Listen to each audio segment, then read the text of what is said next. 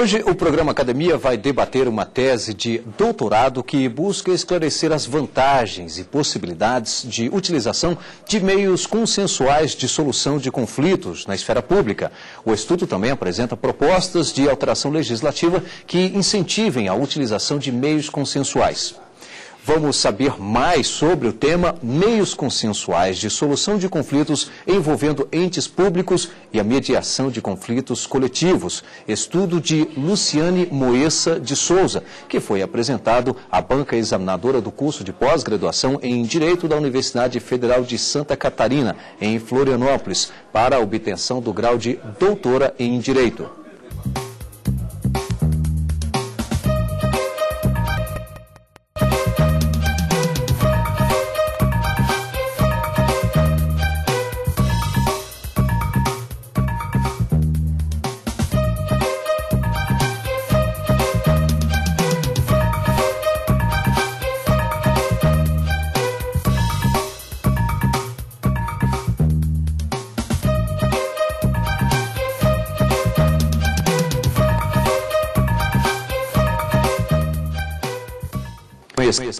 Ser também parte da bibliografia utilizada neste estudo, as publicações de teses e dissertações que estão chegando no mercado editorial. No Mestres e Doutores, Marco Aurélio Sampaio, doutor em Direito pela USP, vem falar vai ter uma conversa direta com os estudantes. E no perfil, destaque para a trajetória jurídica do Orlando Gomes dos Santos. Para debater a dissertação de Luciane Moessa de Souza, Meios Consensuais de Solução de Conflitos envolvendo entes públicos e a mediação de conflitos coletivos, convidamos Damares Medina, mestre em Direito Constitucional pelo Instituto Brasiliense de Direito Público, IDP, e Rui Magalhães Piscitelli, procurador federal e mestre em Direitos Fundamentais pela Universidade Luterana do Brasil, no Rio Grande do Sul. Gostaria aqui de agradecer pela presença. Obrigado. Também, doutor Rui, nosso muito obrigado. E já passar a palavra à Luciane para que ela possa fazer, então, a apresentação do seu trabalho aqui no programa Academia. Em primeiro lugar, eu quero agradecer ao TV Justiça a oportunidade de apresentar aqui os resultados dessa pesquisa, que foi motivada justamente pelo fato de que no Brasil nós ainda estamos algo incipientes no desenvolvimento dos meios consensuais de solução de conflitos, meios que eu considero podem trazer uma grande contribuição para os desafios que têm se colocado tanto para o judiciário, notadamente com o fenômeno da judicialização de políticas públicas, quanto para o executivo ao resolver conflitos que entes públicos enfrentam entre si ou com os administrados, né? Eu, inicialmente no trabalho, abordei alguns problemas bem atuais com os quais a doutrina do direito público tem se deparado, que dizem respeito à eficácia jurídica dos direitos fundamentais. Com a crescente judicialização de conflitos que envolvem políticas públicas, tem havido grande discussão a respeito do grau de eficácia de determinados direitos, notadamente direitos sociais, mas, na verdade, qualquer direito que dependa de gastos públicos. O judiciário muitas vezes tem que decidir até que ponto ele pode afetar a elaboração e execução orçamentárias. O executivo normalmente argumenta com a reserva do possível, os defensores de direitos fundamentais argumentam com a necessidade de preservar o mínimo existencial, e eu procurei trazer algumas contribuições nesse sentido. Ao abordar esse problema de direito material, eu, em seguida, passo a trazer contribuições no plano dos instrumentos para resolver esses conflitos, né? Ao mesmo tempo que se defende uma efetividade ampla para os direitos fundamentais e direitos em geral que decorrem de conflitos envolvendo cidadãos e entes públicos, é necessário apresentar algo novo para dar conta desses desafios. Então, eu inicio a fase propriamente dita instrumental do trabalho, apresentando a diferença entre os meios consensuais, entre negociação, mediação, conciliação, e como eles podem contribuir, como eles se diferenciam, quais as vantagens desses instrumentos em relação ao método tradicional de solução de conflitos, tanto no judiciário quanto na esfera do próprio processo administrativo. Então, na verdade, apresento as diferentes correntes, né, que existem de mediação enfrento o problema que é muito colocado quando se pensa em conflitos envolvendo entes públicos e cidadãos, o problema da desigualdade de poder, como é que num sistema consensual como é a mediação, como é a conciliação, é possível equilibrar essa desigualdade de poder que existe entre o cidadão e o ente público. Abordo os deveres éticos de mediadores nesse tipo de conflito, propondo alguns deveres específicos para os casos envolvendo entes públicos. E, em seguida, eu passo a explorar as diferentes possibilidades de utilização dos meios consensuais, seja na esfera administrativa, seja na esfera judicial. Na esfera judicial, eu analiso a legislação que já existe sobre o assunto, né? Analiso em âmbito federal. A principal é a Lei 9469, de 97, que já autoriza a celebração de acordos, mas não traz ainda critérios, não traz ainda o dever de avaliar a possibilidade de transigir em todos os conflitos nos quais o poder público se vê envolvido, e não traz ainda situações em que claramente deve haver a celebração do acordo, possibilidade que eu defendo. Aí, nesse sentido, propõe algumas alterações para suprir essas lacunas da legislação, alterações que devem, na verdade, ser complementadas por atos normativos infralegais. Na esfera administrativa, eu apresento a legislação já existente no âmbito das agências reguladoras e no âmbito da atuação do Ministério Público e da Advocacia Pública. Nós já temos algumas previsões, possibilidade de celebração de termos de ajuste de conduta, em algumas situações nas quais o poder público poderia aplicar uma penalidade ao cidadão ou à empresa e pode deixar de aplicar essa penalidade se ficar claro que existe um outro instrumento mais eficaz, instrumento consensual mais eficaz para resolver aquele problema. E, ao mesmo tempo, eu proponho uma série de outras situações em que isso poderia ser aplicado. Por exemplo, nos casos em que quem está pleiteando alguma coisa de alguém é o cidadão. Se o poder público, ao se relacionar com o cidadão que é devedor de alguma maneira, praticou ou supõe-se que praticou alguma espécie de infração administrativa, ele pode conciliar. Eu defendo que também, quando o cidadão pede algo do poder público, essa possibilidade deva ser considerada como regra. Também propõe a utilização dos meios consensuais no processo administrativo disciplinar, procedimentos de licenciamento, conflitos no local de trabalho, conflitos entre sindicatos e empregadores, elaboração de regulamentos administrativos. Nós temos algumas normas já tratando de elaboração participativa de regulamentos administrativos no Brasil, notadamente legislação de agências reguladoras, mas cuja utilização ainda é bastante incipiente, sem muita técnica, né?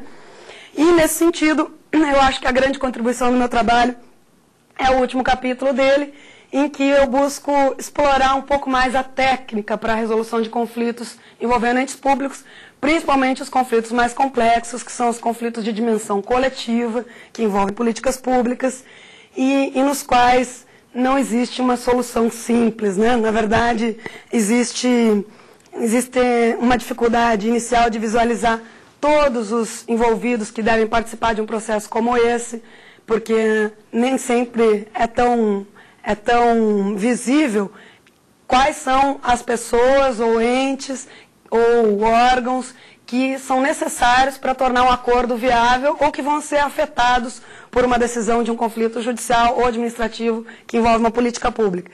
E, na verdade, a falta de visualização disso afeta diretamente a implementação desse acordo, né? Então, se alguém que deveria ter participado do processo não participou, muitas vezes a implementação do acordo vai ficar comprometida justamente por essa ausência. Eu exploro muito a doutrina americana existente a respeito desse assunto. Minha pesquisa de campo na tese foi feita basicamente nos Estados Unidos. Eu identifiquei alguns programas no Brasil que já utilizam meios consensuais na esfera pública, mas esse número é muito pequeno se comparado à experiência americana, que eu diria os Estados Unidos estão 20 anos à nossa frente nessa área. E, ao mesmo tempo que eu procurei me aproveitar da experiência deles, eu procurei propor algumas adaptações pela diferença de sistemas jurídicos, né? Então, eu chamo a atenção para duas diferenças, duas propostas que eu formulo no trabalho, que se diferenciam da técnica tradicional americana. que são a questão da obrigatoriedade do sistema consensual de solução de conflitos. Ninguém é obrigado a celebrar nenhum acordo, mas a tentativa, uma avaliação da possibilidade, eu acho que deve ser a regra. E a questão da confidencialidade. Como a mediação de conflitos surgiu na esfera privada, notadamente na esfera família e empresarial, existe um grande apreço nessa seara pela questão da confidencialidade. No espaço público é evidente que a confidencialidade, ela eventualmente pode ser necessária, mas ela não pode ser a regra. Então, eu proponho que a confidencialidade tenha que ser absolutamente justificada e que a publicidade seja a regra no espaço público, notadamente no que diz respeito aos direitos coletivos, né, aos conflitos de dimensão coletiva. Creio que uma apresentação preliminar é isso que eu tenho a dizer com os debatedores para poder explorar um pouquinho mais o conteúdo do trabalho. Claro, Luciane, daqui um pouquinho nós vamos, inclusive, no segundo, terceiro blocos, vamos, inclusive, entrar na fase já de debates para que a gente possa, de fato, conhecer melhor, então, o seu trabalho, a sua tese, aliás, a tese e não dissertação, como eu disse agora há pouco. E agora é hora de conferir parte da bibliografia base deste estudo.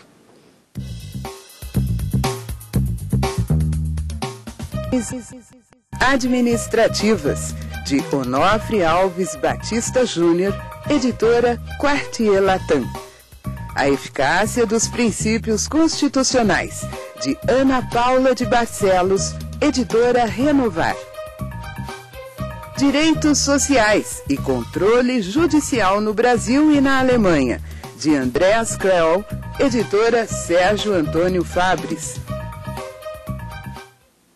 E o Academia é um espaço aberto ao conhecimento e quer a sua participação. Entre em contato com a nossa equipe pelo endereço eletrônico academia@stf.jus.br. É hora de conferir o que há de novo no mercado editorial da Academia Jurídica.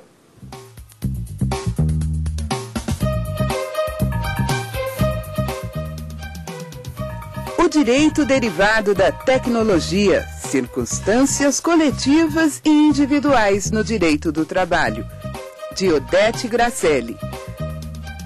Apelação, os limites objetivos do efeito devolutivo, de Carlos Eduardo Stefan Elias.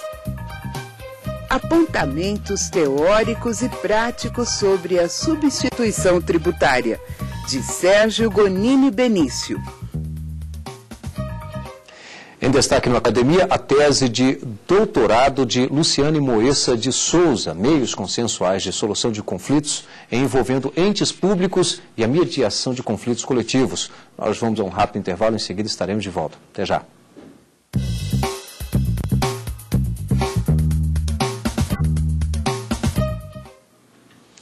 Você conhece hoje no Academia a tese de doutorado de Luciane Moessa de Souza, meios consensuais de solução de conflitos envolvendo entes públicos e a mediação de conflitos coletivos. Para debater o assunto, convidamos Damares Medina, mestre em Direito Constitucional pelo Instituto Brasiliense de Direito Público, IDP, e Rui Magalhães Citelli, procurador federal e também mestre em Direitos Fundamentais pela UBRAS, do Rio Grande do Sul, a quem inclusive já passo a palavra para já fazer os primeiros comentários acerca do trabalho da doutora Luciane. Muito obrigado. Quero primeiro agradecer o convite, né, da TV Justiça. Quero parabenizar o trabalho da Luciane. A gente já havia feito alguns trabalhos juntos na área da advocacia pública. Quero cumprimentar a doutora Damares também. Primeiro, quero te parabenizar sinceramente pela qualidade, pela profundidade do trabalho e da pesquisa que tu desenvolveste. Né? A gente percebe logo na primeira leitura que é um trabalho de fôlego, não é um trabalho que vai diretamente às conclusões, sem antes analisar ponto a ponto cada uma das hipóteses que tu faz no início, para vires a concluir no final. Então, gostei muito do trabalho pela sua profundidade. O tema, para mim, é especialmente caro, né? Tanto pela minha titulação de mestrado em Direitos Fundamentais, quanto pela minha especialização em processo civil, lá ainda no Sul, na Universidade Federal do Rio Grande do Sul. E à época, em 2006, o trabalho de conclusão foi justamente com o título Advocacia Pública Federal e o Direito Fundamental à Celeridade da Tramitação Processual. Havia-se, então, de há muito pouco, sido deflagrado mais um direito fundamental, qual seja a duração célere dos processos, o inciso 78 do artigo 5º. Né?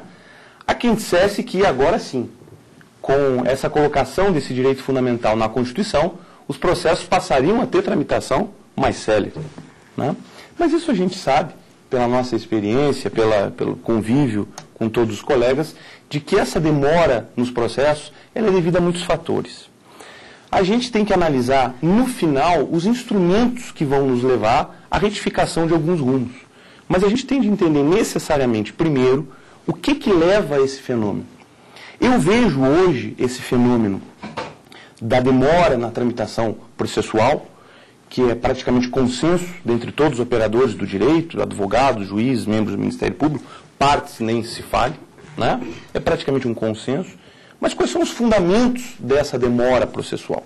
Eu vejo isso como um processo político.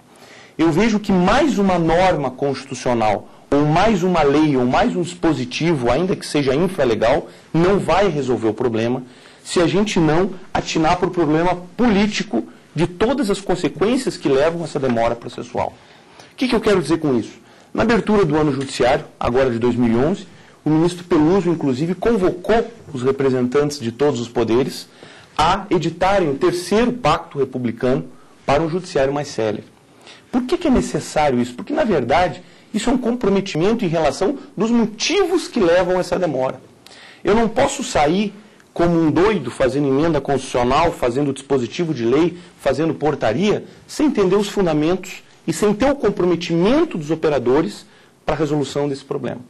O primeiro passo necessário, no meu ponto de vista, é a conscientização dos poderes de que o judiciário precisa, de alguma maneira, atender mais celeremente às demandas sociais. E, com certeza, o judiciário é uma das formas de resolução dos conflitos da sociedade. Se a gente pegar pela história da resolução dos conflitos, a gente vai lá nos tempos de antigamente, onde as pessoas faziam justiça com as próprias mãos, né? Depois se reuniam em pequenos clãs, até que em determinado ponto surgiu o Estado, como um terceiro elemento, substituindo as partes no processo. Então, na verdade, o judiciário é mais um meio de resolução de conflitos. E digo mais, esse meio foi escolhido na Constituição Brasileira de 1988.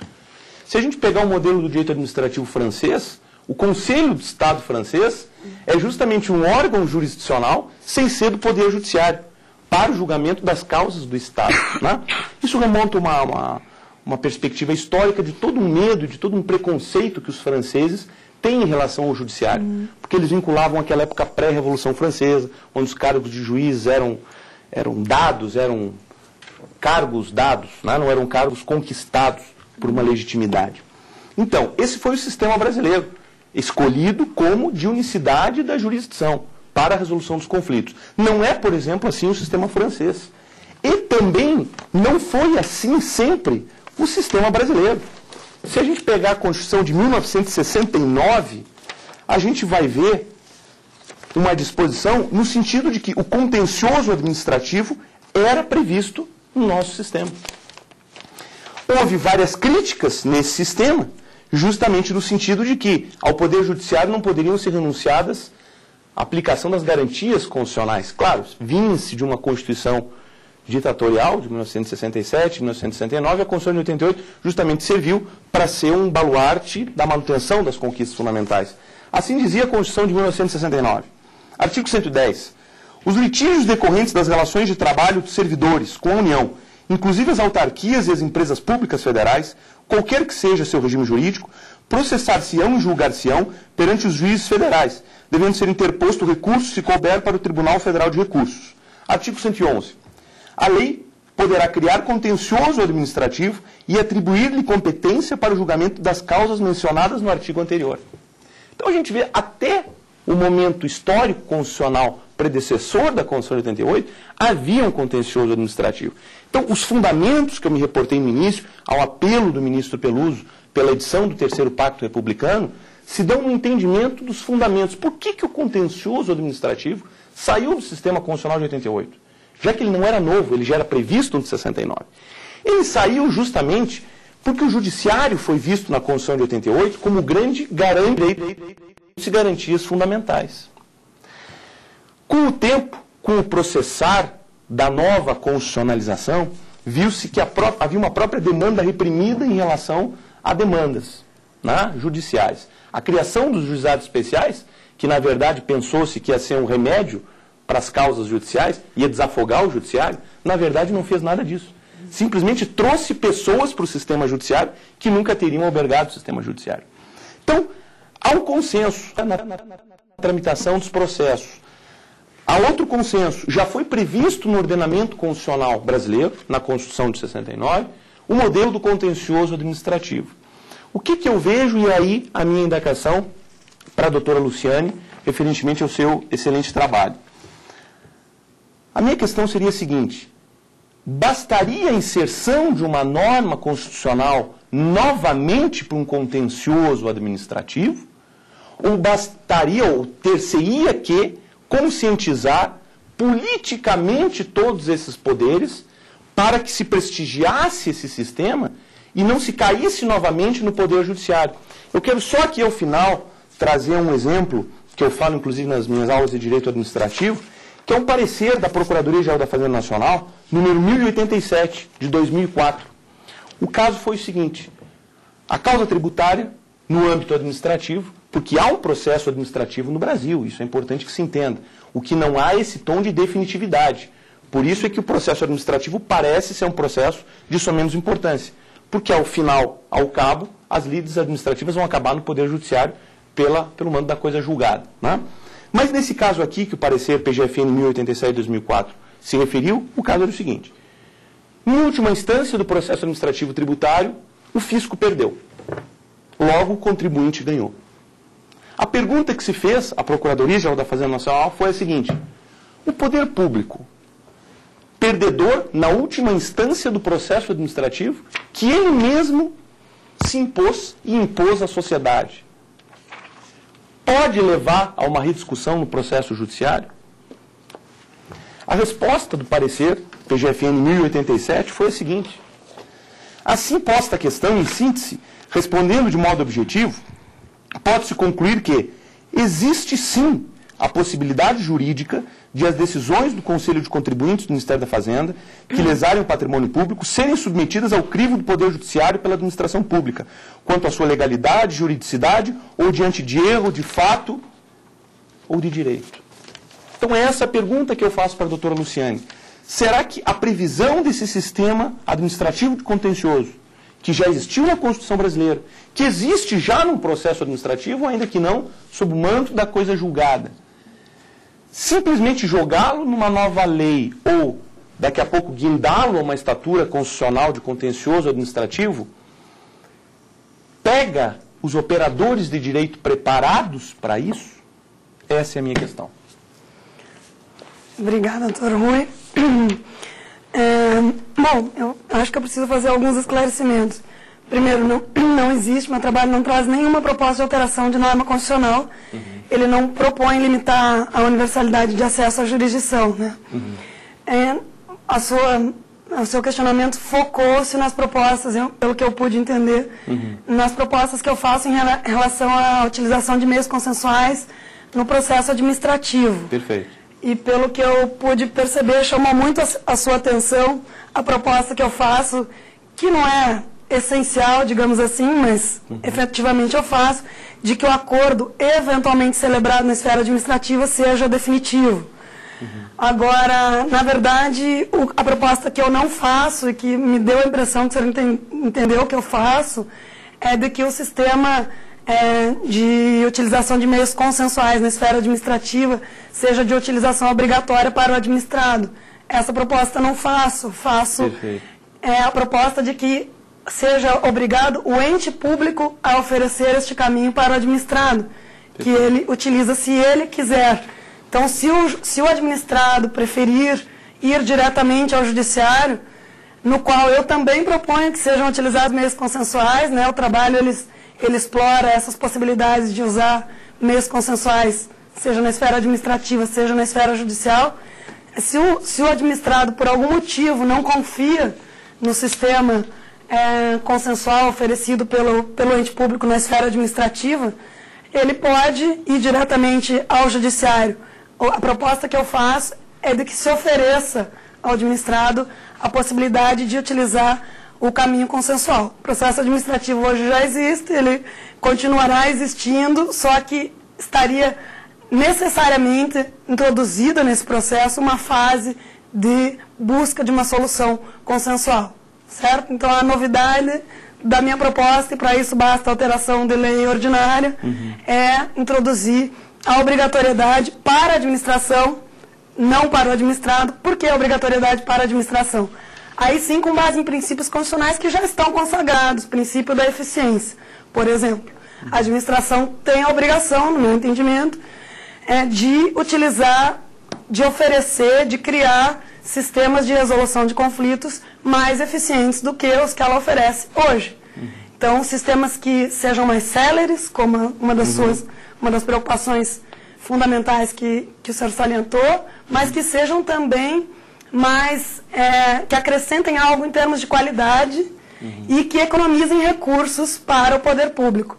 E nesse sentido da economia de recursos é que vem a proposta da definitividade. Mas a proposta da definitividade não é essencial, na verdade. Eu acho que a definitividade vai decorrer da qualidade da solução que se obtenha pela via consensual. Se o acordo realmente atende aos interesses tanto do ente público quanto do administrado, ninguém vai ter interesse em rediscutir os termos deste acordo em juízo. Então, se a mediação ou conciliação é bem conduzida, ainda que não se preveja, como eu proponho, que este acordo seja definitivo, entendo que provavelmente as possibilidades de revisão dessa solução em juízo são bastante reduzidas, né? Se houver a rediscussão é porque alguma coisa não correu bem, alguém não conseguiu visualizar as consequências daquele acordo quando ele estava sendo discutido, alguma coisa não transcorreu bem durante o processo de mediação ou de conciliação. Então, na verdade, a proposta é que o ente público seja obrigado a oferecer. O administrado não é obrigado a utilizar.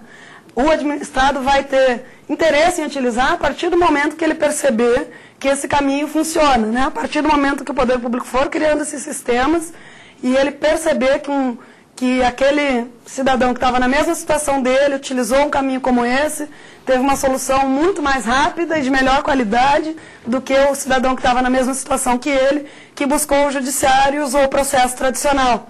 Porque por causa da sobrecarga do judiciário, por uma série de fatores que a gente conhece, né? Então, isso pressupondo-se que no judiciário se utilize o processo contencioso tradicional, o que não necessariamente deve ser assim, né? Na verdade, o judiciário também vem oferecendo caminhos consensuais, muito embora na esfera pública, nos conflitos envolvendo entes públicos, isso esteja ainda limitado na prática aos procedimentos previstos para os juizados especiais, seja os federais, seja os da Fazenda Pública, né? A gente não vê ainda no procedimento comum uma utilização efetiva, com raras exceções. O Tribunal de Justiça de São Paulo, por exemplo, tem câmaras especializadas em julgamento da Fazenda Pública que prevê a utilização de conciliação. Existem programas pontuais no país, mas isso não é a regra. Então, também proponho, talvez eu possa falar mais em alguma outra pergunta, que o judiciário ofereça esses caminhos consensuais. O importante é abrir o leque de opções para o administrado e para o próprio ente público, né, para que se possa construir soluções de melhor qualidade com menos recursos e em menos tempo. A proposta é essa. O que me preocupa, se me permite, no sistema, é o seguinte: o processo administrativo hoje, com a máxima vênia, ele já é oferecido em todos os setores do ramo administrativo. Qual é o grande problema hoje do processo administrativo? Falta de garantias aos julgadores administrativos e, segundo, especialização do processo administrativo. Eu fico um pouco triste, sinceramente, né, a par de várias medidas que a Advocacia Geral da União tem tomado no sentido da resolução de conflitos, por exemplo, né, orientações normativas, súmulas, a Câmara de Conciliação da AGU. Isso é um grande passo, na verdade, para a gente desjudicializar as questões, fazer a justiça, mas sem necessariamente a presença do Poder Judiciário. Mas o que me deixa um pouco triste é isso, né? Porque esse processo administrativo sem o desenho de prerrogativas para esses julgadores e sem uma especialização desse processo administrativo que já existe hoje, ele vai cair no mesmo problema do parecer PGFN 1087, que o ente público chega no final do processo administrativo, instituído por ele próprio, e diz assim, não, então agora eu vou para o judiciário. Quer dizer, essas garantias ao processo administrativo que eu acho que são necessárias. Acho que ainda não é o momento de evoluirmos, talvez até porque tenhamos vindo, como eu disse, do modelo de 69, de um contencioso administrativo, e foi uma das grandes garantias fundamentais justamente a inafastabilidade das questões ao Poder Judiciário.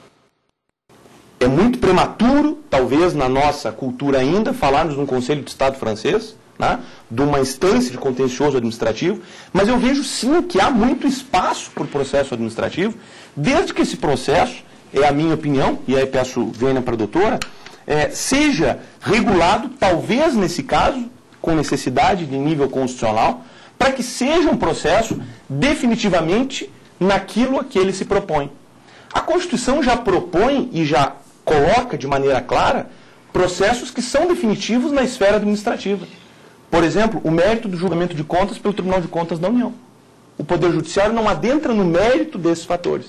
A minha preocupação é, o simples oferecimento de mais um meio vai cair como as câmaras de arbitragem, de conciliação das lides trabalhistas, que recentemente foi, na DIN 2139, julgado pelo STF, julgada a desnecessidade como interesse de agir de as partes recorrerem preliminarmente a essas câmaras de conciliação, podendo ir, desde que provem de outra maneira a lide, partirem direto para o judiciário. Esse é o meu posicionamento. Bem, nós vamos fazer aqui um rápido intervalo, em seguida estaremos de volta com o programa Academia. Até já!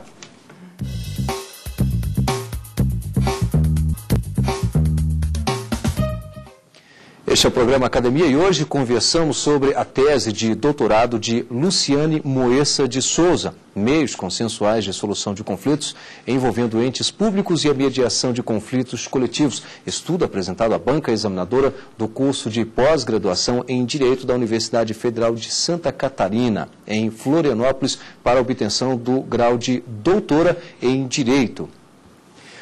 Bom, antes de prosseguirmos com o debate, vamos às palavras de Marco Aurélio Sampaio, doutor em Direito pela USP, que conversa com o estudante vocacionado. Nunca desista. Fixe-se na magistratura. Para o estudante que é vocacionado por uma advocacia pública ou numa defensoria pública, fixe-se na defensoria pública ou na advocacia pública. Nós temos hoje várias oportunidades de concurso, mas eu acho que se a gente misturar ideais, que na verdade todos têm por fim a justiça, mas são especificados em algumas posições diversas, nós seremos ou promotores frustrados na magistratura, ou defensores públicos frustrados no Ministério Público, ou advogados da União, quando queríamos ser magistrados, e nada é melhor ou mais importante do que levar a cabo a vocação que grita em nosso coração na aprovação de um concurso que devemos buscar com foco nesse concurso. Para o estudante que não se sente vocacionado e vê uma boa oportunidade de um bom salário, porque é uma função representativa que tem um salário do qual eu jamais poderia reclamar, eu diria o seguinte: não cometa o equívoco de estragar um pouco a magistratura entrando sem a chamada da vocação na magistratura pelo salário. Bem, de volta então ao debate, já passo a palavra à professora Damares Medina.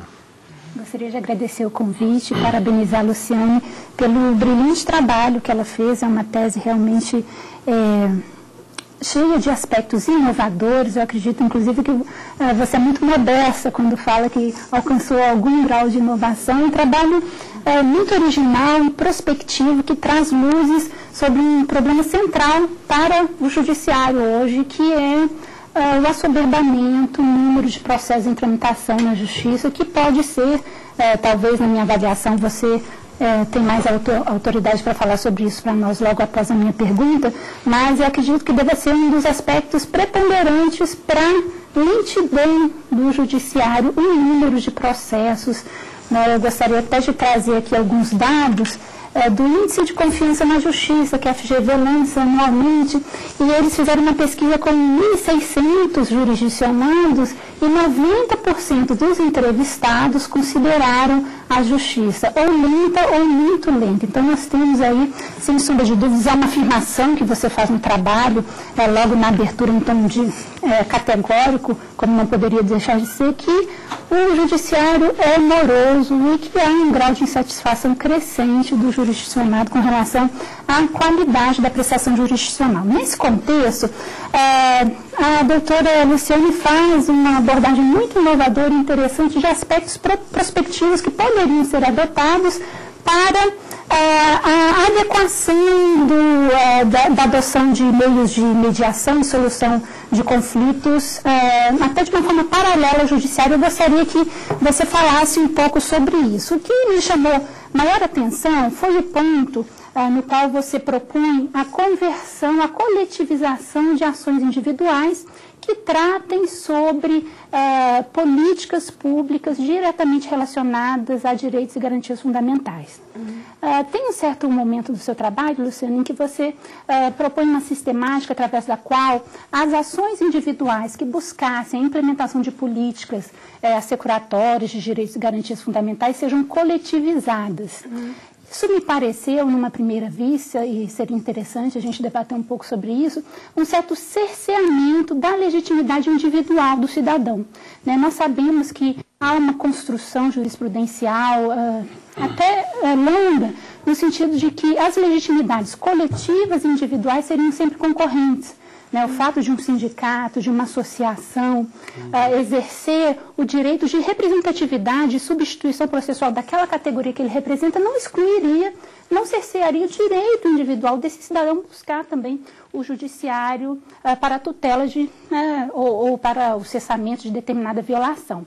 Eu gostaria de te ouvir um pouco sobre esse paradoxo. Como ficaria, como nós compatibilizaríamos essa legitimidade coletiva, essa proposta de coletivização, já que você propõe até, numa medida que eu acho razoável, inclusive, você condicionaria a antecipação de tutela a uma tentativa prévia de mediação, Como que nós poderíamos conciliar essa legitimidade individual com essa proposta de coletivização nessas ações específicas que dizem sobre políticas públicas de garantia de direitos fundamentais? Agradeço a professora Damares e vou procurar explorar um pouquinho esses temas. Na verdade, o primeiro, a questão da coletivização, também acho que houve uma pequena má compreensão, porque não existe nenhuma proposta na tese de se impedir o acesso individual ao judiciário nas questões que envolvem políticas públicas. A proposta é acessando o indivíduo, levando o indivíduo a demanda ao judiciário, quando se percebe que ele está numa situação na qual se encontram inúmeros outros indivíduos, muitos deles, a maioria deles, eu diria, inclusive sem condições de levar essa demanda ao judiciário, porque normalmente quem leva a demanda ao judiciário, ele não pode até não ter recursos para pagar um advogado, ele pode até estar usando um defensor público, um advogado que está trabalhando gratuitamente para ele, mas tem educação suficiente para reconhecer que ele tem um direito. Eu te peço então, até ele não é uma parte aqui para ler uma passagem do seu trabalho que eu achei muito interessante.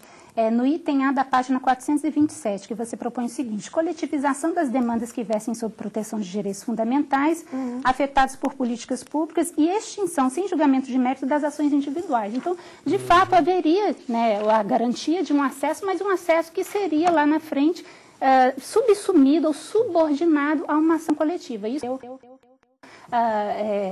talvez é candente, não um tema interessante para a gente Na discutir. verdade, são duas questões distintas, O indivíduo que levou pela primeira vez o assunto ao judiciário, a ação dele vai ser coletivizada de ofício, para isso é necessária a alteração legislativa que eu proponho, e o indivíduo que quer ter acesso ao judiciário quando existe uma ação coletiva tramitando, Então, a questão já está no judiciário, já vai beneficiar a decisão que foi proferida, já vai atingir aquele indivíduo, se ele quer levar o assunto ao judiciário, isso é caso de litispendência.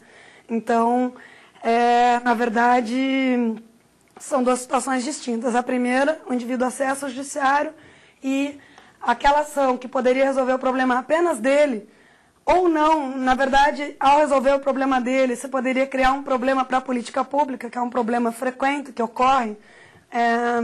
O exemplo mais comum, até porque as políticas públicas mais levadas ao judiciário nessa seara são as de saúde, né?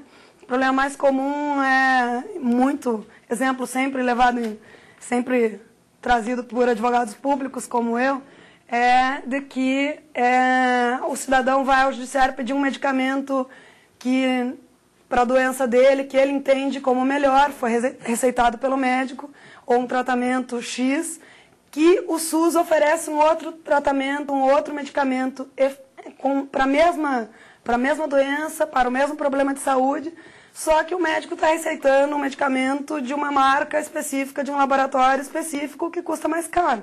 Com a questão dos genéricos, né, com a questão da concorrência que existe nessa área, isso é absolutamente comum, absolutamente plausível e comum.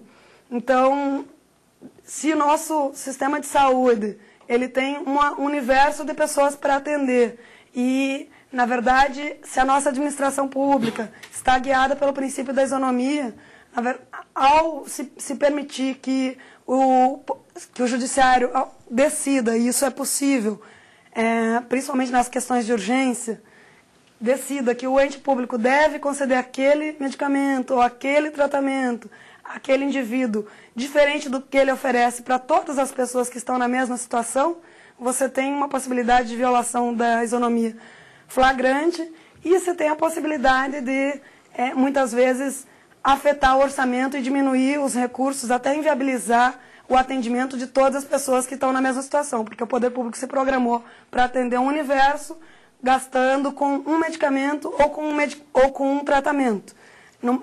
No momento em que ele tem que gastar mais do que o previsto, sem obter um resultado melhor do que o planejado, ele tem o seu orçamento reduzido. Isso não quer dizer que entenda que o poder público ofereça o melhor sistema de saúde no Brasil. Se a gente comparar gastos per capita com saúde no Brasil, eu vi estudos demonstrando que os nossos gastos estão nos patamares bolivianos. Então, na verdade, existem falhas do lado do poder público, sim, e que merecem ser levadas a juízo, certamente. Mas esse tipo de situação em que você tem um indivíduo buscando um problema, buscando uma solução em juízo, que na verdade vai piorar o atendimento daquele problema para a coletividade que se encontra na mesma situação que ele, é o que, na verdade, eu proponho evitar com a coletivização. Porque com a coletivização você vai ter que analisar o universo, né? Quais são as pessoas que estão naquela situação, quais são os recursos, os tratamentos ou medicamentos disponíveis, quanto custa isso e como buscar isso dentro do orçamento de uma maneira eficaz, mas que seja a menos onerosa possível para o poder público, porque existem outras demandas a serem atendidas. Então, a coletivização ela tem essa vantagem que eu considero não ser pequena. Agora, na questão da ação individual que vem depois da ação coletiva, eu vejo que não há prejuízo para o cidadão que vem depois, ele já vai ser abrangido pela ação coletiva, então entendo que não há prejuízo dele não poder ter uma ação individual tramitando em paralelo, né? Não vejo nenhum problema para ele. Mas você tinha trazido um outro questionamento. Isso, porque de fato, alguns estudos já vêm apontando que as ações coletivas, elas têm um rito de tramitação próprio muito distinto das ações individuais. Nós temos, inclusive, casos em ações de sindicatos nacionais, cuja a fase inicial de identificação do polo passivo da ação, possíveis interessados, levaria o processo a se procrastinar por pelo menos 2 anos. Né? A minha preocupação, principalmente nesse modelo que você propõe, que todos os entes públicos envolvidos seriam chamados para integrar o polo passivo da ação, é que o cidadão, né, inclusive já existe uma jurisprudência muito consistente, pelo menos no TRF da primeira região, de que ações coletivas e individuais no mesmo objeto não causam litispendência, mesmo que individual tenha sido ajuizado posteriormente. Né? Então, na perspectiva do cidadão, né, nos atendo a essa questão da saúde, talvez ele possa, de fato, ter uma necessidade premente, a necessidade de uma antecipação de tutela que fique prejudicada no que diz respeito a um procedimento super válido, inteligente, eficiente, eu reconheço todos esses aspectos, mas por conta de uma extinção compulsória. Né? Eu acredito que esse seja um ponto que talvez, né, seria interessante, até no aspecto cultural, a gente trabalhar um pouco melhor para ver, talvez, como atender, né, os dois lados, né, não deixar o cidadão realmente, porque, na minha perspectiva, haveria um certo cerceamento do direito, né, na medida em que a ação seria extinta de ofício. E o juiz seria erigido o avaliador de se ele está ou não abrangido pela coletiva, talvez, né, esse foi um ponto que me chamou a atenção. Obrigada por me lembrar a segunda parte da sua pergunta, que eu já tinha esquecido, fiquei analisando a questão da coletivização. Mas, em relação à antecipação de tutela, que é urgente, que é necessário existir, né, seja na ação coletiva como na ação individual, seja em conflito que envolve política pública, seja em qualquer outro tipo de conflito, justamente pela morosidade do judiciário natural, na verdade, eu proponho que ela exista também nas ações coletivas. Tá? Então, havendo o cidadão que está em situação de urgência e essa urgência não tendo sido levada a ação por meio da questão coletiva, vamos dizer, existe ação coletiva, mas aquele cidadão não foi identificado ainda que ele está numa situação de urgência, que ele não pode aguardar o final da ação. Então, é evidente que ele pode comparecer e o procedimento que eu proponho, ele deve permitir isso, né? E é muito importante nesse sentido também, eu agradeço a sua pergunta, no sentido de explorar a complexidade do rito nas ações coletivas, porque apesar de nós termos ações coletivas no direito brasileiro desde 65 com a ação popular e 85 com a ação civil pública, ainda existem muitas questões polêmicas, né, não resolvidas. Eu entendo que, basicamente, isso se deve ao fato de que o processo tradicional não resolve essas questões complexas envolvendo políticas públicas. Não está preparado para isso, não tem como resolver isso. São problemas que nasceram e cresceram na esfera do legislativo e do executivo, dos seus erros e das suas omissões, e que são trazidos ao judiciário como se ele fosse propiciar algum milagre para resolver essas questões anteriores. E que é importante que a porta do judiciário esteja aberta, porque justamente se as outras duas não funcionaram, o cidadão tem que ter uma porta onde ele possa reclamar que as outras duas portas não funcionaram. Mas entendo que o processo judicial tradicional, de fato, não está preparado para resolver esse tipo de questão.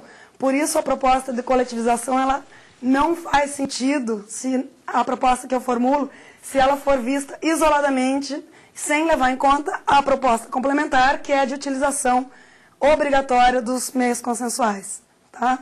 E essa utilização obrigatória dos meios consensuais abrange a fase de questões de urgência, a fase de exame das questões de urgência.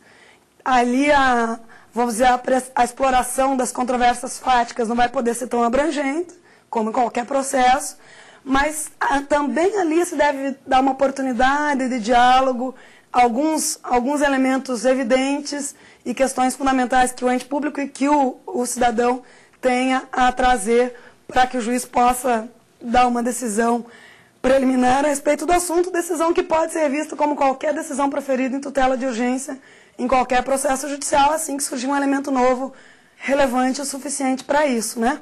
Então, não proponho a coletivização separadamente proposta de utilização dos meios consensuais. Acho que uma sem a outra não resolve o problema.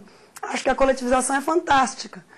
Sou uma defensora do caminho coletivo, mas sou uma defensora de que o caminho coletivo desenvolva instrumentos mais eficazes do que temos sido capazes, nós operadores jurídicos, de construir até hoje. Porque a gente ainda se debate para discutir a legitimidade ativa nas ações coletivas, sendo que temos questões tão complexas envolvendo implementação de acordo. E quem pesquisa o assunto, né, existem alguns autores, como Paulo César Pinheiro Carneiro, que fizeram pesquisa de campo sobre o assunto, mostra que, lamentavelmente, a efetividade de decisões proferidas em ações coletivas é mínima no Brasil. Então, é um caminho que, utilizando o processo tradicional, ele não tem conseguido produzir bons resultados. Por isso, eu proponho aqui também, como nos processos individuais, a utilização do caminho consensual. Bem, a doutora Luciane disse agora há pouco que ela advoga no setor público, então deixa eu até esclarecer, né? Porque aqui nós temos o crédito como mestre, né? Aliás, doutora em Direito pela Universidade Federal de Santa Catarina, Florianópolis. Isso. Mas que a doutora Luciane também é procuradora do Banco Central e atualmente está cedida à Advocacia Geral da União como conciliadora da Câmara de Conciliação. Isso. Isso, né? Então está bem na área o trabalho. Exatamente. Foi uma oportunidade de trabalho fantástica que surgiu justamente na fase de conclusão da tese. Tá certo. Bem, eu quero aqui agradecer aos nossos convidados de hoje, também a Damares, mais uma vez aqui em nosso programa Academia. Claro, parabenizar a Luciane, também agradecer pela presença, por ter aqui exposto o seu trabalho. E você também pode participar do programa enviando o seu trabalho para ser debatido aqui com a gente. O título para o endereço eletrônico academia@stf.jus.br. Então, tá fácil aí, basta mandar o seu título e nós entraremos em contato. Bem, você fica agora com o quadro Perfil, que hoje destaca um pouco da trajetória jurídica de Orlando Gomes dos Santos.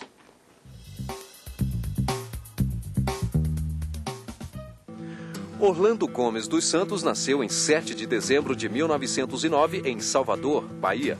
Formou-se pela Faculdade de Direito do Estado em dezembro de 1930 com apenas 21 anos. Aos 23, habilitou-se ao ensino de Introdução à Ciência do Direito e, posteriormente, em 1934, à Cátedra do Direito Civil. Em 1936, com a industrialização e a organização da classe operária, Orlando Gomes foi pioneiro no ensino da disciplina Direito do Trabalho na Faculdade Baiana e ocupou o primeiro cargo de juiz do trabalho da Bahia. Em 1961, foi convocado pelo ministro da Justiça para elaborar o anteprojeto de Código Civil. Doutor honoris causa da Universidade de Coimbra, em 1982, escreveu mais de 30 livros em quase todos os ramos do direito. Os conceitos se substituem antes mesmo de se modificarem as leis. Obrigado e até o próximo programa.